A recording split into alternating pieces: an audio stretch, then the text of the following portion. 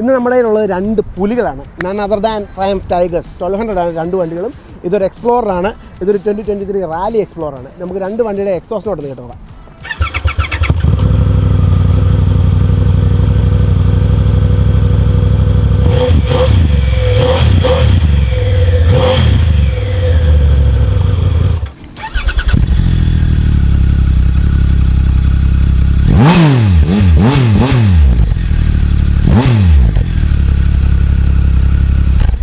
കാനഡയിൽ ഈ വണ്ടി ഏകദേശം 36,000 ആണ് വില വരുന്നത്. ഇന്ത്യയിൽ 27 lakhs ആണ് ഓൺ റോഡ് പ്രൈസ് വരുന്നത്.